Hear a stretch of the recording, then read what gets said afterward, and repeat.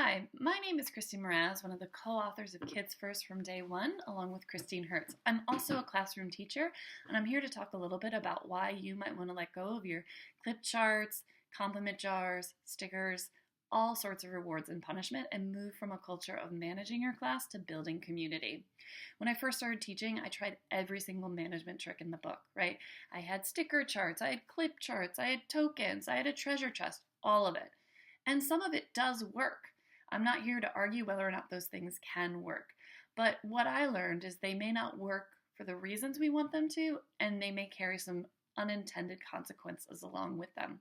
I'm going to share with you 3 things that I've learned that shifted my view on the role of rewards and punishments, and I'm hoping that they'll start you thinking too.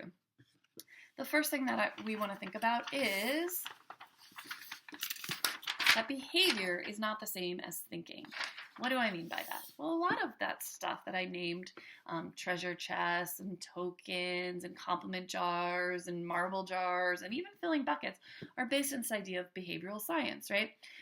We're rewarding a behavior we want to see happen again and again. And oftentimes, our intent is this will help kids learn, oh, I'm going to increase kindness, so we're going to work towards filling our kindness jar or whatever it is.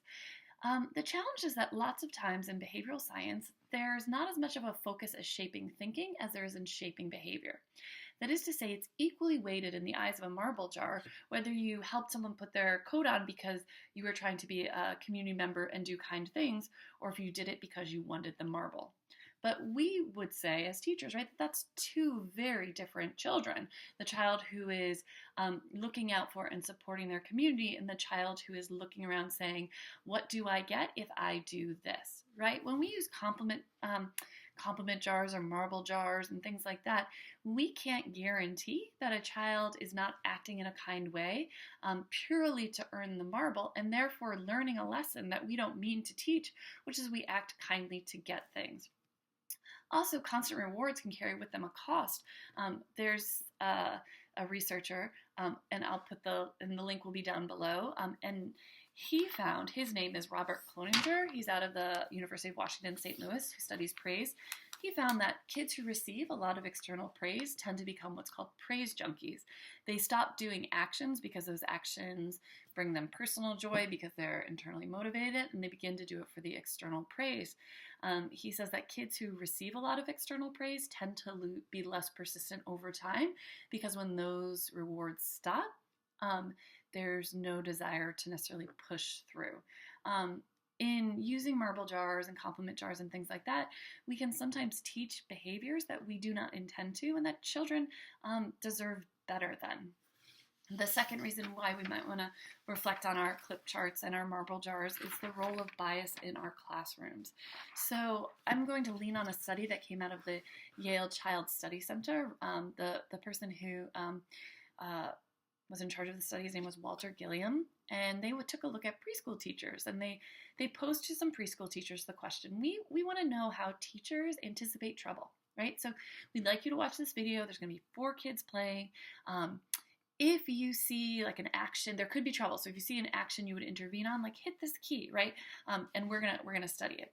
They didn't tell the teachers that what they were really doing was filming the teacher's eyes, which would give them information around who do teachers watch when they're anticipating trouble. The second aspect of the study is they told them in the video there may or may not be behaviors that are challenges, right? But there actually weren't any. So anytime I leaned in to intervene or I saw a behavior that I might intercept, I was likely to be wrong, right? Here's what they found. There were 4 children playing, a black boy, a black girl, a white boy, a white girl. 76% of the teachers watched the boys more than the girls, more than the other children, and the most number of teachers watched the black boy specifically. They watched the black boy anticipating trouble, and anytime they were about to intervene and hit the key, they were incorrect in their assumption that that child was about to exhibit a challenging behavior. This should give us all a lot of pause, right? Because we all want to believe that we're treating children equally, but we're not. Everybody has bias. I have bias, you have bias, the mailman has bias, the bus driver has bias, everyone has bias. The difference is people who know it and work on it, and the people who don't and let it guide their actions. Cornelius Minor, who wrote the book We Got This, talks about all the different ways oppression can live in schools and how we can talk back to that. One very clear place it lives is in our management systems. If we have a student of the month, if we have a clip chart, if we have a compliment jar, chances are our bias is influencing who is getting clipped down, who is getting nominated for student of the month, who is often sitting out for a timeout in recess. As we think about rewards and punishments through the lens of of our own bias, it starts to make us think really differently about some of the things we might be seeing. Are certain groups more likely to be nominated as Student of the Month? List your last 10 Student of the Months or Student of the Weeks. What's the same about them, right? Think about the last 5 kids who you had to have sit out or call home on or clip down. Is there something similar about them, right? That's going to give us a window into how bias might be driving some of our actions. Classroom management systems codify bias. They are a system that punishes and rewards, and too often human bias is implicating or holding certain kids to different standards. And our first step towards a more equitable society is to dismantle systems like that. When we think about classroom management as not a series of rewards and punishments, but actually messages about belonging and community building and teaching social skills, it takes away bias as saying, it doesn't take away bias. We still have to work through our bias, but it takes away the chance that our bias is causing us to punish or reward certain kids for reasons that are not theirs, but our own. The third reason that we want to think differently is the difference between a growth versus fixed mindset. When we use things like sticker charts and clip charts and color change charts, all of those tend to give kids a fixed mindset about themselves and their behavior. Think about just the visual power of a clip chart.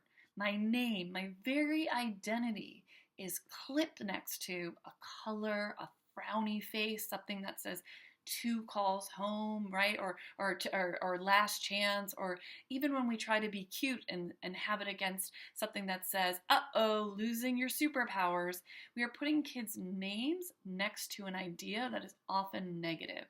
This is how kids believe that they are bad. There are bad kids and good kids. It doesn't matter if I'm talking about actions. It doesn't matter if I talk about choices. The visual impact is you are next to the bad sign, right? Or you are next to the good sign. The messaging behind that is so powerful for children, right? And what happens with clip charts and those sorts of things? When kids go home, what do they report on? Who was on red? Who was on green? That is not how the world works. Everyone, you, me, your neighbor, is going to have varying degrees of social competency, the same way we all have varying degrees of reading skill or horse riding ability. I have 0, right? It's not that I can't learn those things, but I won't learn them if I'm ashamed of my knowledge, right?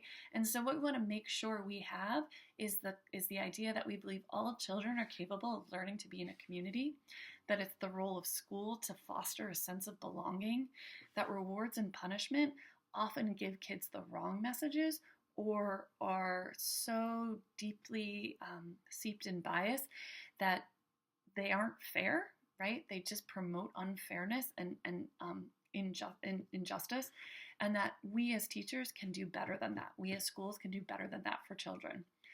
This idea of taking away rewards and punishments and moving towards teaching social skills, building cultures of belonging, building relationships will not immediately make everything run smoothly. It is just one step as we think about how scheduling, about how movement, about how making schools better fit the things that children need. As all of those ongoing conversations continue, that's what's going to make school more powerful for children. But in the short term, moving away from rewards and punishments is something you can do to make every child's life better. Thanks so much for listening. I'm going to have lots of links below, and I hope this continues some conversations around the power of community building over classroom management. Thank you.